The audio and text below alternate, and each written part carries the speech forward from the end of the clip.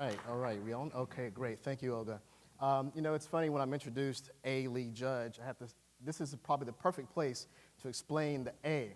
So when I first started speaking and doing online content, I Googled my name, lead judge. There's a Kansas City cartoonist that's been around for years named Lead Judge. I thought, there's no way I'll ever hit first page for my own name. So my first name actually is Alexander. So I said, well, it's time to be a lead judge. And so now I can actually own the home page for my own name. So that was my first win. All right, so content for the robots. First disclosure, I'm not a robot. I have emotions. I do love to find patterns in things. But in terms of the emotional part, I hope you'll give a good rating to this presentation. In this presentation, the robot, of course, is referred to as it's the algorithm we're talking about, the Google algorithm. Now, of course, the other search engines have their algorithms as well, but if you can win with Google, then you're pretty much good with the rest of them as well. So since only a few people actually know the algorithm, you'll see people write that there's 100 or even 1,000. The number's always changing on how many data points they use for search engine ranking. It's always changing, but the truth is nobody really knows except for a few people and, of course, some robots. So what I'll do is try to lead you in the right direction and give you some tips. I'm not going to go into, this is not a extreme data, super nerdy session. I'm going to give you some cool things as creators. What can you do today to make your content rank better, okay? We're going to get into the weeds a little bit, but just enough for you to go tell somebody else, hey, you're hurting my content. Go fix this stuff, all right? Okay, so I found this quote when I was putting the presentation together that says, I hate the word content. It implies words on a page, a commodity to be produced, separated from the value it creates.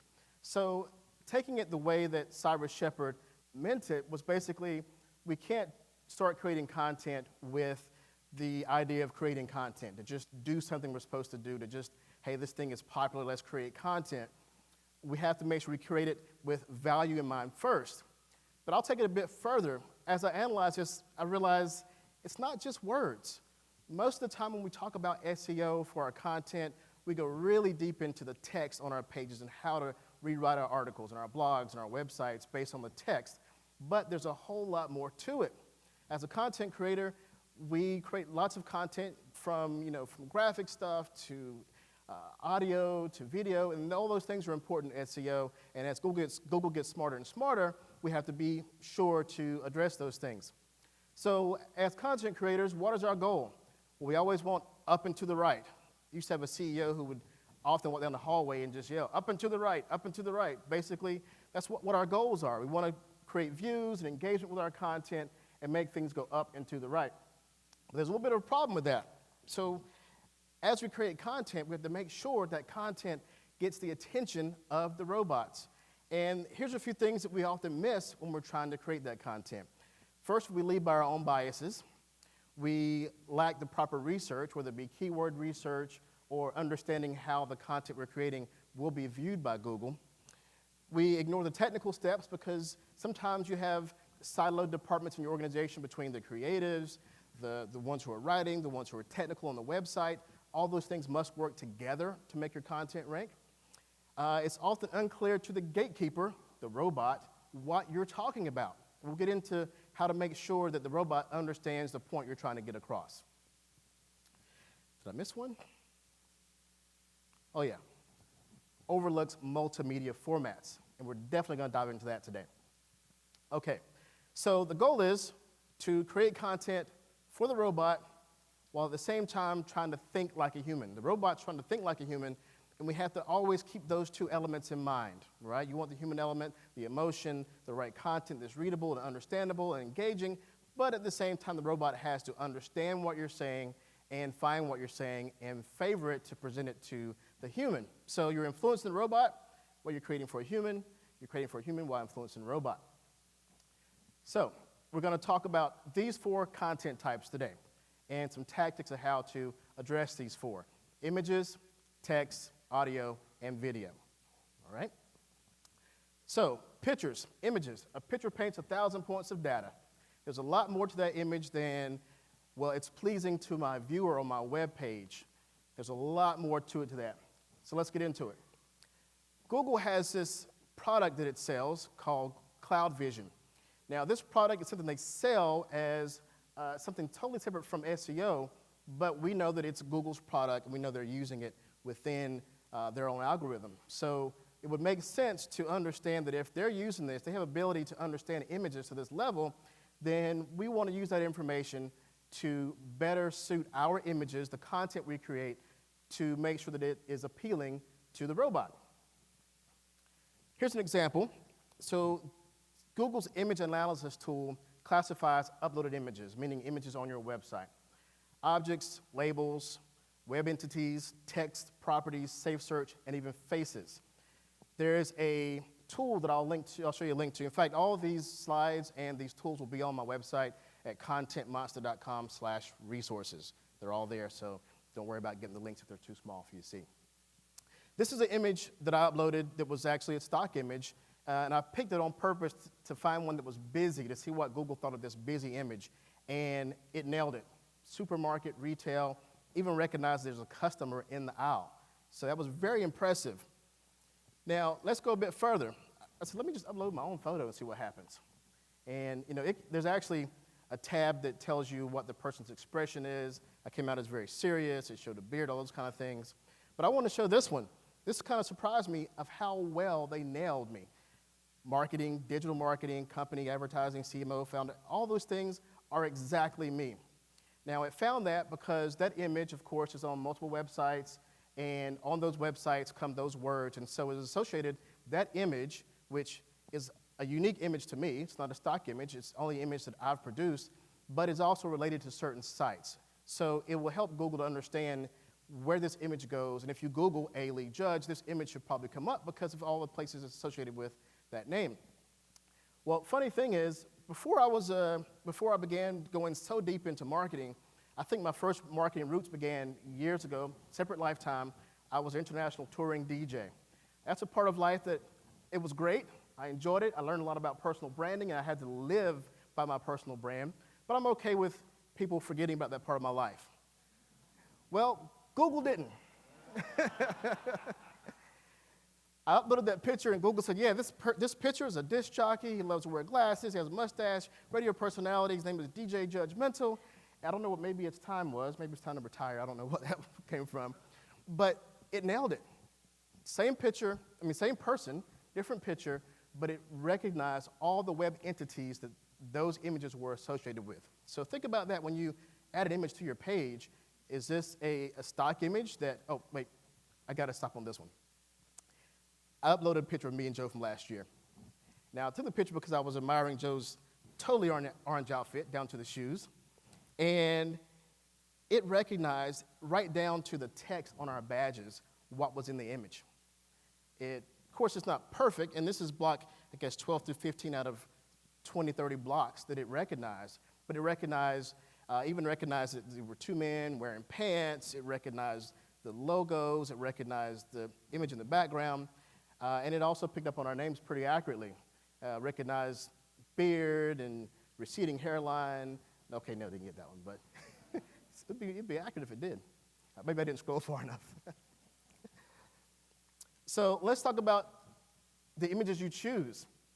What if you choose a stock image? Now, we all know it costs more to go out and get a photographer for your website for certain images, but even if you use stock, you need to think about that image and how it's being used.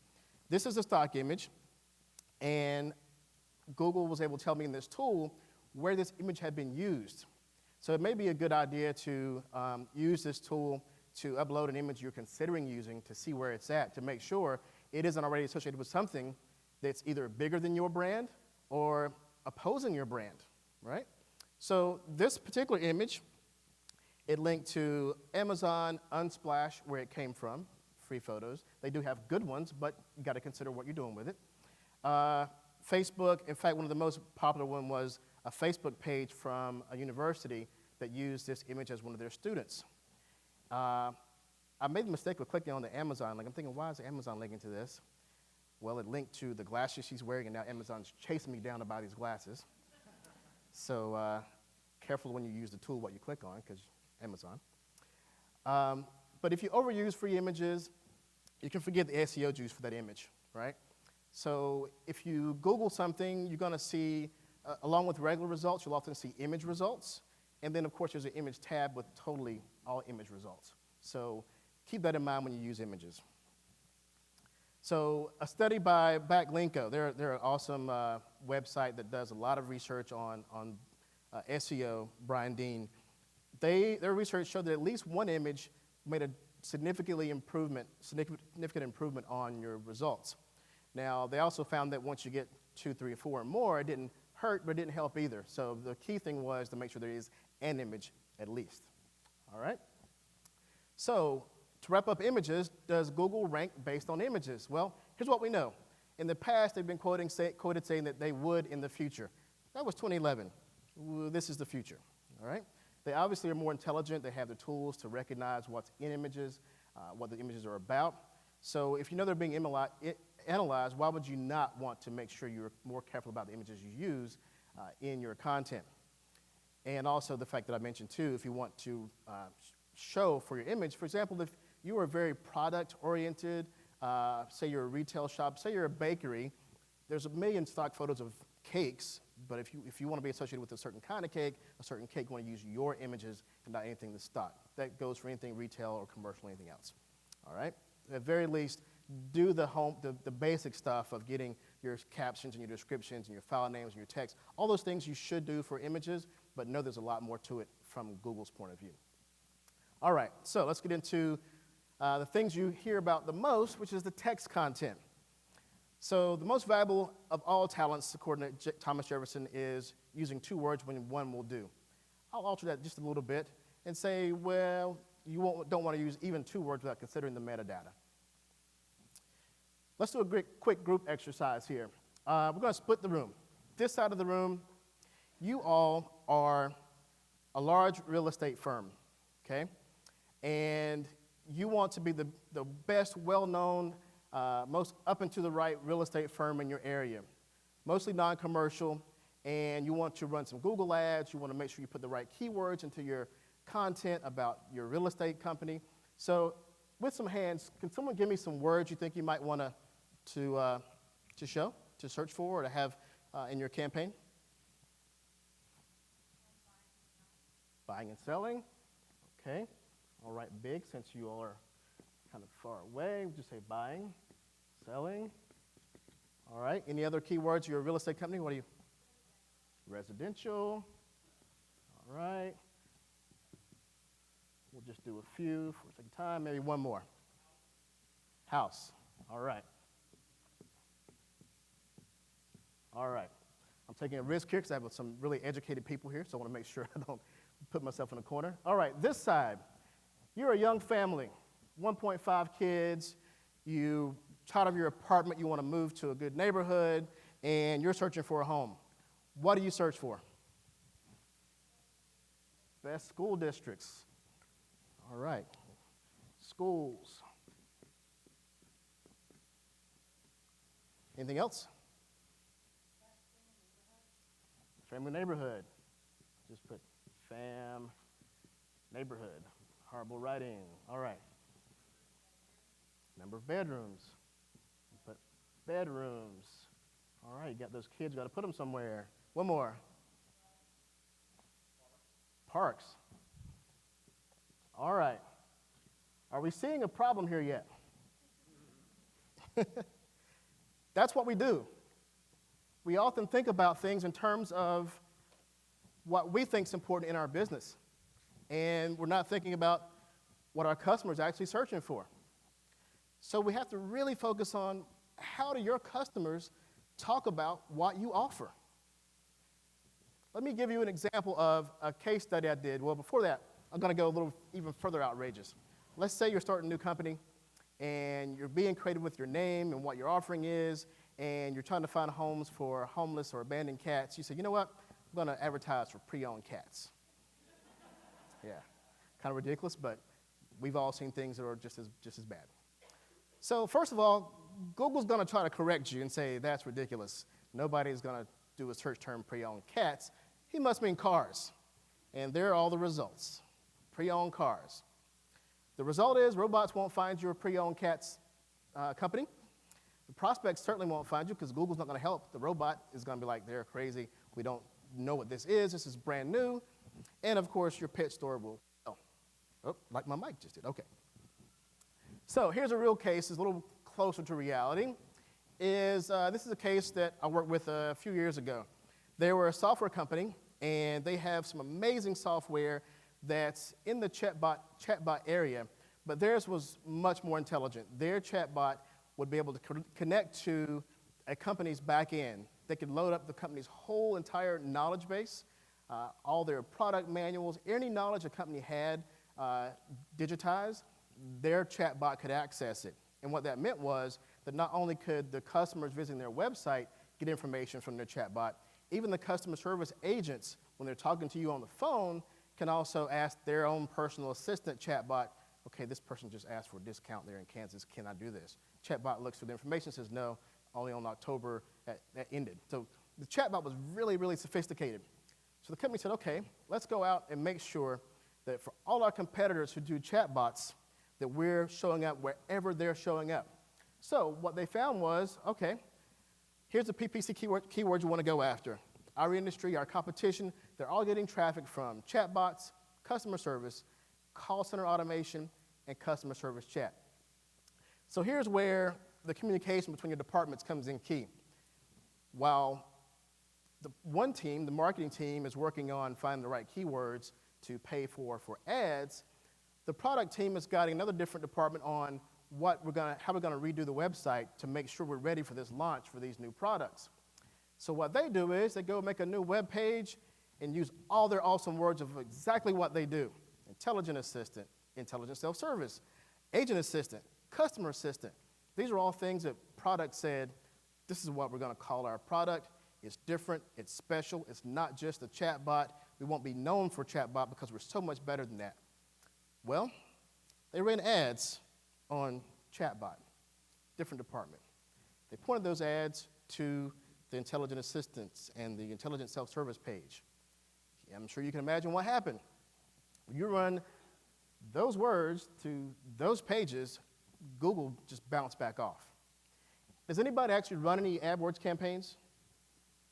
Okay, so you may have seen on the back end after you've launched some keywords, Google will tell you your ad's not running. And the natural tendency is to go, why? And it says, not relevant. Their campaign was just blood red, but not relevant because they paid for chatbot. You click on it, or the robot goes to it and says, oh, this page does not even have chatbot on it. This is about intelligent assistant. This is some new technology, and it bounces back. So you get a bounce, you get a bad experience. That's what Google's going to assume that you got because people did click and bounce back. And also, the biggest thing is the relevance. If the page does not mention the actual thing that your customers are typing and looking for, even if you have a higher level technology or you have a new term, you need to at least say, in this case, our product is more than a chat bot, it is an intelligent assistant. That way the robots can tell that this page is relevant to the words that you are actually advertising. So you don't want to do that. You want to make sure that your PPC keywords always match the page that they're pointing to. All right, so lesson 2 regarding text. There's a few technical things you want to do to make sure that after you create all this great content, that your web department doesn't ruin it with awesome designs that don't stick and help your content be seen by the robots. We won't go too deep, but we will cover these 4 things: header structure, page title, page description, and keyword density, and a really nerdy level of something called TD-IDF. Okay, this is a tool that I use. There's many of the tools you can get. I suggest you get some kind of browser, Chrome, or extension that will allow you to quickly examine any page that you're on. There's a link later on I'll send for that. But SEO Meta-Click is just one, and it's one that I use. I use it not only to click on my own company's websites, I also look at competitors to see what their descriptions are, how do they describe themselves, so that if I'm trying to compete with them, then I want to make sure that our titles are similar. I want to make sure our description is in the same realm, that I'm not trying to sell, pet cats or let's say previously owned cats when they're selling abandoned cats. So I want to make sure that I'm on the same page as my competitors. This is a great tool to do it for anybody's site. It's a Chrome extension. So in this example, the title is really well. There's a certain number of characters you should have for a title that helps you tell you if you're over or under. Your description is there also.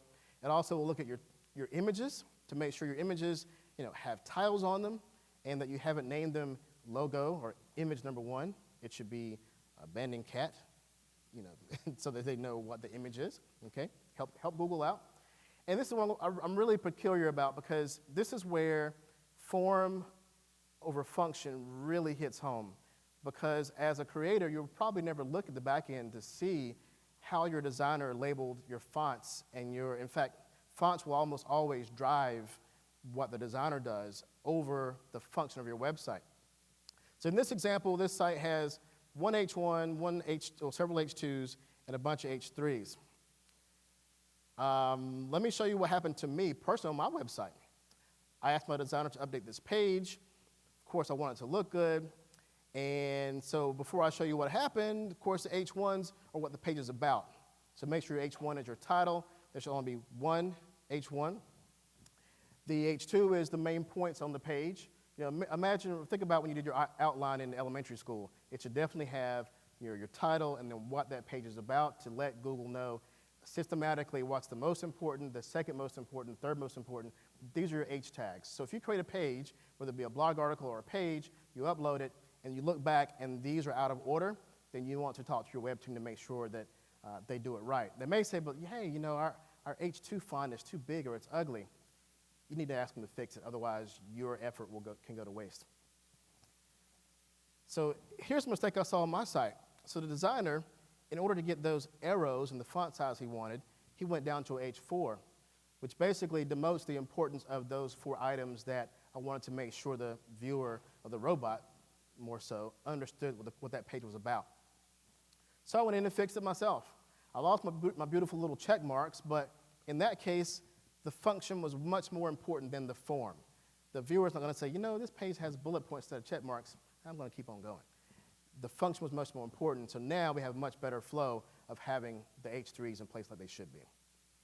All right. So don't be this guy. This page, it was so embarrassing, I took off their title and URL so I didn't call anybody out. But on this page, it had 20 H1s. So the robot's going, what the focus? 20 H1s, no H2s, no H3s. It's just a mess. The robot really has no idea what this page is about because those 20 H1s, they were beautiful. Beautiful font, perfect sizing and everything. But every section had a different topic because they were actually subtopics of a bigger one that didn't have an H1. And so that page had 20 topics on it, which just didn't fly. So I said, well, this is probably one of the worst case scenarios. Let me go to somebody who I know is going to have it really, really sharp. So I'll go to Neil Patel's site. You all know of Neil Patel, I'm sure. So Neil's site, of course, he teaches this stuff. He's going to have it right, and it was perfect, just as I expected before I even looked at it. 1 H1, H2, H3s, title, description. If anybody should have it right, you would expect this guy to have it right, and it's perfect. So this is what you're looking for when you look at one of your own pages that your company has designed, especially your blog articles, to make sure that these things are in order like this. All right.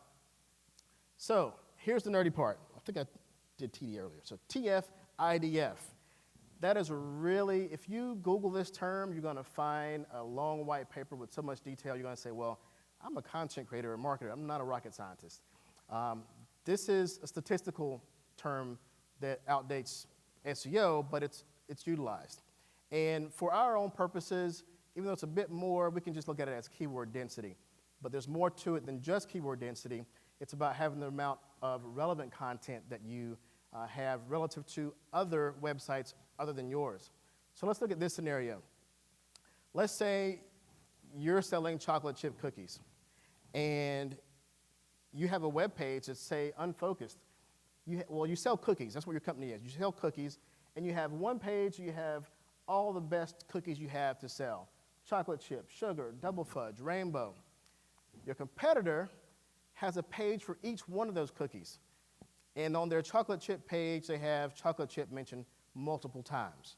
In other words, they take each page and they go deep in that subject, okay? If you have products or services, if you have the bandwidth, be sure to go deep on each one rather than spraying it across one product page. That's where TF-IDF comes in. It means to have enough relevant content, not just relative to your data set on your website, but to all websites you're competing with, okay? So the takeaway on that is basically to go deeper and more relevant than just mentioning your high-level stuff, okay? One last thing about text is robots love to eat. Now, I don't know how many of you have, there's sites called YMYL. It's Your Money, Your Life. That's your insurance, your health care. Do you have anybody in here who has those kind of sites? Yeah, I see you nodding like, yeah, it's okay. So Google is a lot more stringent on those sites because you can really affect people's lives. Your money, your life. So in this case, expertise, authoritativeness, and trustworthiness is really, really big. It's under a lot more scrutiny. Now, that isn't to say that your site that is not a YMYL site doesn't fall under the same scrutiny because you can still benefit from it if you have these three things in your content. So what's the formula? Well, here's a rough formula. At least 1,200 words, more is better, 1,200 to 2,000.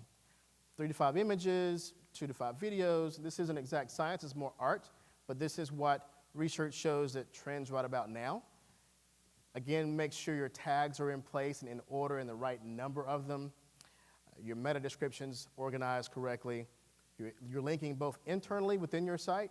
No page on your site should not be connected to another page on your site. And of course, table of contents. This is one that's you're starting to see more and more of. It's basically you have a long article. So now that we've gotten to the 2,000 word long article and our attention spans may not get us to the bottom, the table of contents serves a couple of purposes. One, it's that bullet point at the top of your article that says, here are the things that are in this article. Basically listing out your H2s and linking down to jump down to that part of the article. But aside from the user experience of giving them a chance to jump to the section they're most interested in, it also allows Google to see a quick picture of what your answer is. Speaking of answer, you know when you Google now, you're going to see more answers, and you'll see the little glider, what do you call it, accordion box of your answers. This feeds into that. If you're structured correctly and you answer questions and your table of content is structured correctly, then that table of content can feed into an accordion and, of course, tell the robot that you have a very clear set of answers for those questions. All right, so here's just a few tools. There's links on the website again, but interesting thing about these is item D on the free, Google Autocomplete. Now, many of these programs started and built on the fact that when you type in a keyword, Google auto-completes that keyword. So if you type in content, it may autocomplete with marketing or content creation. These tools take that concept and even take the data they're scraping and create these other tools like Ubersuggest, Answer to Public, and with those websites, you can type in your keyword and it'll give you adverbs to go with it. It'll give you the who, the what. So if you're trying to answer a question, it'll tell you what are the questions being asked around this term. So you type in the term and it tells you, oh, people right now are asking these questions about your content or your term. So those are great. And of course, I'm glad I put SEMrush on here. Would have been pretty awkward had I not. I didn't know you were going to be here. So yeah, and the #1 spot at that. How lucky is that? All right. All right, let's go to audio content. My dad, when he explained things to me growing up, he would always explain it and say, see what I'm saying? You see what I'm saying? So now it has a whole new meaning. So because Google definitely sees what you're saying, and there's multiple ways that's happening. Here's a video I love. Hey, Google. Okay, Google. What's the weather? Yeah. What's the weather, ask? What the weather? You want to know what is the weather? Tomorrow. Tomorrow. In Flagler Beach tomorrow, there will be showers with a high of 65 and a low of 56. With this, is a mystery. Watch it there. I'm scared. I'm scared. It's a mystery. Oh my gosh. No. She says, it's a mystery. I love that. Okay. Oop. I could watch it again, but we won't go. Go ahead. So that shows that your content is favored when it answers questions. As we're heading towards more and more voice searches, the current stats, I think ComStat said that by 2020, which is weird when you hear a stat that's like a few months away, half of searches will be by voice. So you want to make sure your content is answering questions. What are, how to, how do I, top 10 list, top whatever list. You want to have 1 or 2 sentence answers in your first paragraph that clearly answer that question. Now, this doesn't mean go build a whole bunch of pages with just 2 paragraphs to answer questions. It means that you start out with those very clear answers, and then you support it with deep content that shows your authority in answering that question, all right? Think about the optimized featured snippet. What is that page about? Coincidentally, I couldn't help but throw this slide in last minute because I use Google, Alexa, and Siri, and poor Cortana, I try to avoid that. In terms of accuracy and correct answers, there's no surprise that Google's in the lead in terms of their smart assistant answering questions the best. Well, because they own the data that even Alexa and Siri are answering on most cases. In fact, being an Apple fanboy, I hate to say that Siri, more often than giving me an answer, gives me a website with the answer. But that's good for us, because if that's your website and Siri can't give the answer, she says, I found this for you on the web, and then it gives your website. So in that essence, Siri's on our side there because she's not as biased as Google is, and she's going to give us what on the web. Okay. Podcasts. Has anybody heard anybody this week say it's time to podcast? Okay. I thought maybe somebody had heard that. Well, I'm fully behind podcasts because from podcasts you can generate so much other content.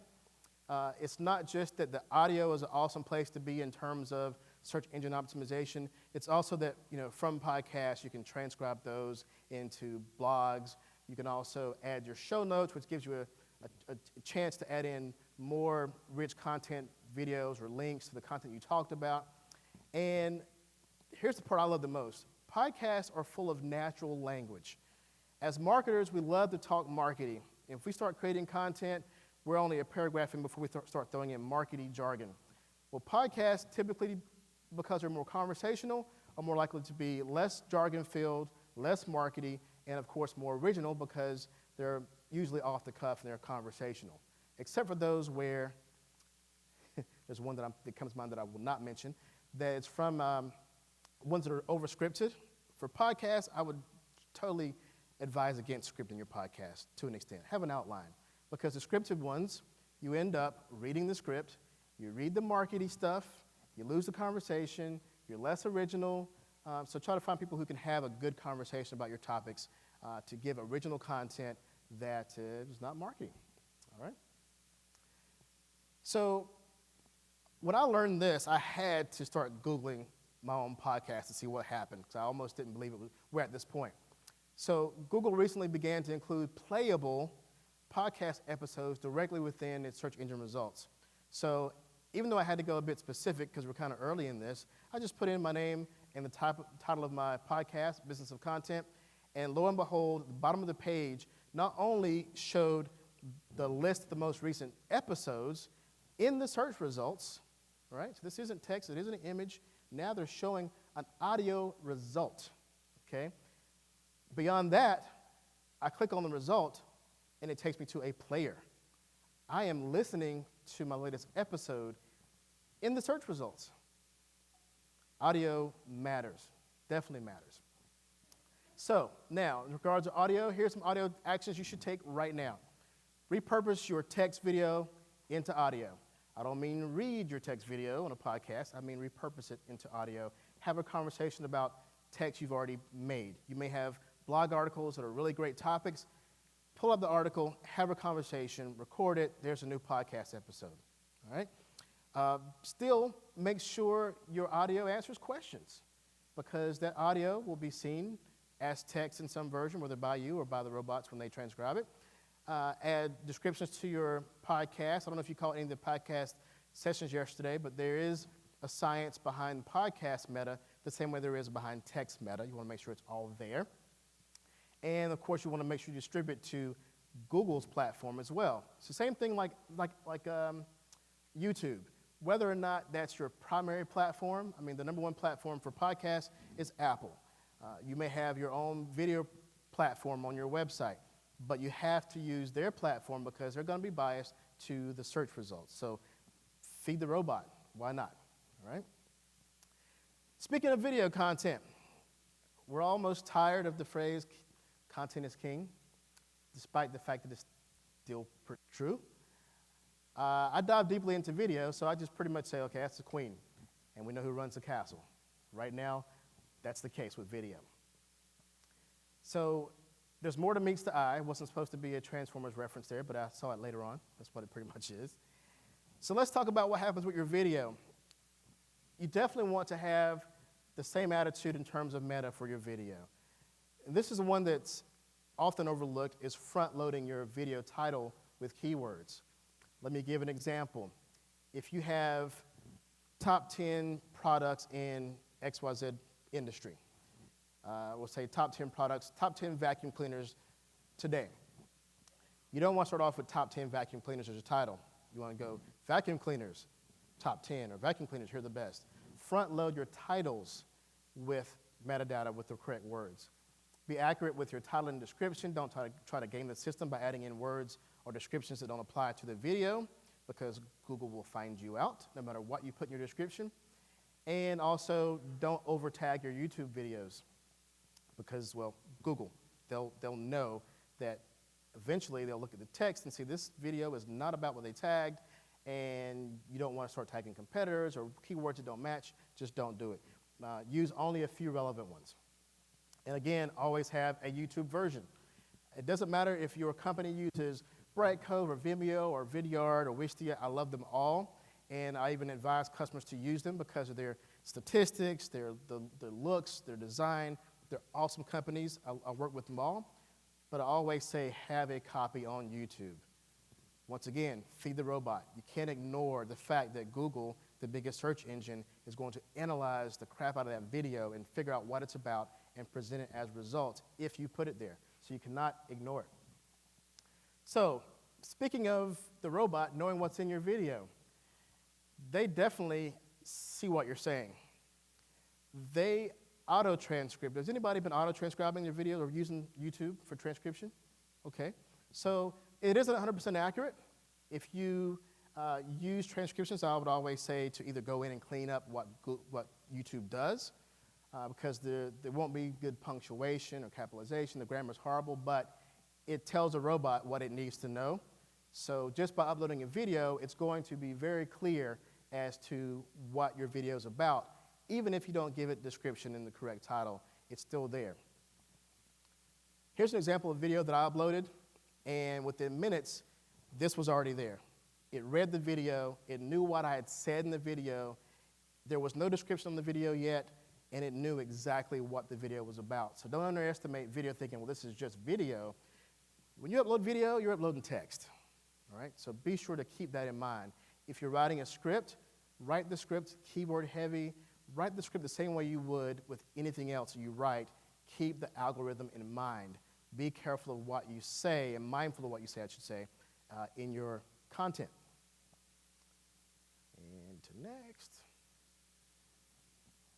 Okay, so again, for all of the platforms, still want to get an SRT file. An SRT file is basically your caption file.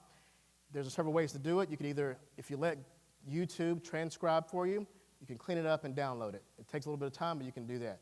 I advise people to use other third-party services, like, and I love Rev. Rev does a great job at transcribing. They have an AI element, and in the end, a human element to make sure that the punctuation is right. And then you upload that SRT file to Facebook or LinkedIn or other video hosts like Wistia to make sure that the video is accompanied with the text so that the robot knows what you're saying or hears what you're saying. All right? So here's your action item summary as I wrap up. Text, review the page meta. Do not let your web design or your web department kill your content by improperly formatting your content. It may look beautiful, but there may be some back and forth on, hey, I love this font, but it's an H4, H5. Can you please, you can do code to make it, to fake it so it knows that it is H2 or 3. Always update your information. Go back to your existing blogs, put more information, update your stats, your links. Images. Update your images with the keywords in mind. Okay, so your meta, of course, but also make sure that image, if your image were to be a keyword, like, okay, this is a picture of a house. This should show a house. I've had a client who was really bent on outdoor life. That's who he was. And so their software website was full of mountain bikes and water skis. I'm like, this is not good for your SEO because there's no pictures of software or of your client type on the website. So now we all know what Google is doing to analyze those images. Make sure you have images that are relevant to your website. Same thing with video. Pay attention to your meta and do more video. Now that we know that video is more than just a video, it's also the text, it's also the audio, it's also result in search engine. Do more video right now. You'll be ahead of the curve because while it's existed on websites, the ability to create faster and more video and more realistic, authentic video, the price point has come down quite a bit, so there's no excuse to wait for the big production company to produce video. And with audio, create searchable audio. You know podcast, the wave is here, but now you understand why it's important to ride that wave because podcast audio can, A, become so much more, plus it's also very searchable by the robots. All right, so that's it for me. Thank you. Awesome. So I think we have some questions. Thank you so much, Haley. Now there's time for the questions, and I'll just grab the mic, and then I'll round around. I'll talk slowly so she can run to the back of the room and get back with the microphone. Yeah, so it's exciting times. I mean, as a content creation company, we have to really think about doing more than just text and how all that multimedia really plays into your search engine optimization. Hey. Hi, I'm a industrial manufacturing company, and we sell to engineers, and we sell them components. We do a lot of webinars through affiliate trusted publishers. Yes. And most of those webinars get hosted on that publication with links to them. Should we be thinking about repurposing them into podcasts? Absolutely. So the first thing I would try to do is get the file. I know we're working with third parties. Sometimes part of their sales pitches will host it for you. We have it. By all means, from the start of the negotiation, get the file. That way you can put it on your page. You can optimize it in your way, drive traffic after the events over to your properties, right? In terms of webinars, it depends on how long or how dry your webinars are. But in terms of repurposing, at very least, you could take parts of the webinar, right? So if you have an hour-long webinar, if it's exciting, if it's flowing well, then by all means, podcast it. In fact, if you have a solid series of webinars, which I think you mentioned, yes, it would be very good to repurpose those into podcasts. Now, understand that you want to take extra measures to make sure your audio is good, okay? So you want to make sure that your platform that you use to create the webinar gives you good audio. But if your audience is used to that, and if it works, then I would definitely say the hardest part about podcasts is keeping it going, right? And if you already have a steady stream of webinars, then you've already won half the battle. So absolutely. And then take those little chunks of those hot moments in that webinar and repurpose them for social snippets. Make audiograms, which is a video of that conversation for a social. Yeah. We have more questions, so guys, if you're going to the next session, feel free to go. But then we don't have the session here that was supposed to be after. So anyone who wants to remain for the questions, then Lee will be happy to answer them. And everyone, thank you for coming, guys. Be sure to give me a rating. Oh, wow. Great.